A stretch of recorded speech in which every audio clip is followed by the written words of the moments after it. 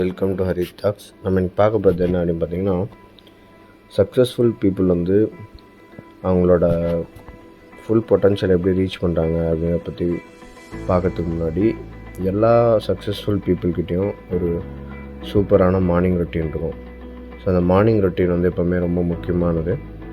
So நீங்கள் ஒரு டேவை எப்படி ஸ்டார்ட் பண்ணுறீங்களோ அது மாதிரி தான் வந்து உங்கள் டே வந்து சூப்பராக அமையும். ஸோ மிராக்கிள் மார்னிங் அப்படின்ற புக்கில் ஒரு சேவர்ஸ் அப்படின்னு சொல்லிட்டு ஒரு 6 பாயிண்ட்டை நம்ம வந்து இன்றைக்கி பார்க்க போகிறோம்.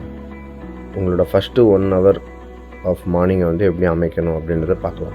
ஃபஸ்ட்டு வந்து எழுந்தோடனே 5 நிமிஷம் சைலண்ட்டாக இருக்கணும், எந்தவித டிஜிட்டல் கேஜெட்டையும் யூஸ் பண்ணாமல்.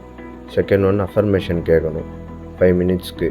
ஒரு பாசிட்டிவான சுய பிரகடனங்கள் நீங்கள் கேட்கணும், பாசிட்டிவான லைஃப் தாட்ஸ்லாம். தேர்டு 5 மினிட்ஸு நீங்கள் வந்து ஃப்யூச்சரில் என்னவா ஆக போகிறீங்க, உங்களோட என்ன ஆசைகள் விஷஸ்லாம் வந்து விஷுவலைஸ் பண்ணி பார்க்கணும். ஸோ நெக்ஸ்ட் வந்து ரொம்ப இம்பார்ட்டன்ட், ஹெல்த்தியாக இருக்கணும். ஸோ தட் 20 மினிட்ஸ் வந்து நீங்கள் எக்ஸசைஸ் பண்ணி ஆகணும். அடுத்த 20 மினிட்ஸ் நீங்கள் படிக்கணும். ஏதாவது ஒரு விஷயங்களை டெய்லி படிச்சுட்டே வந்தால் தான் உங்கள் மூளைக்கு எப்போவுமே வந்து சாப்பாடு போட்டுகிட்டே இருக்க முடியும்.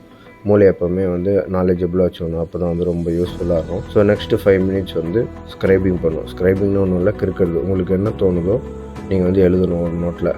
அப்போ தான் வந்து அது வந்து டேரெக்டாக உங்களோட மூளைக்குள்ளே போய் சப்கான்ஷியஸ் மைண்டில் போய் அதை அட்டாக் பண்ணும். ஸோ இன்னையோட 6 பாயிண்ட்டை பார்த்தோம். ஸோ இந்த மாதிரியான ஃபஸ்ட்டு மார்னிங்கை வந்து மிராக்கிள் மார்னிங்காக அமைச்சிட்டு உங்களோட டேவை வந்து சூப்பராக ஸ்டார்ட் பண்ணுங்கள். ஸோ இன்னும் இது மாதிரி யூஸ்ஃபுல்லான கண்டென்ட்க்கு நம்மளோட சேனலை சப்ஸ்கிரைப் பண்ணுங்கள், உங்கள் ஃப்ரெண்ட்ஸ் அண்ட் ஃபேமிலிக்கு ஷேர் பண்ணுங்கள். Thank you guys, have a nice day.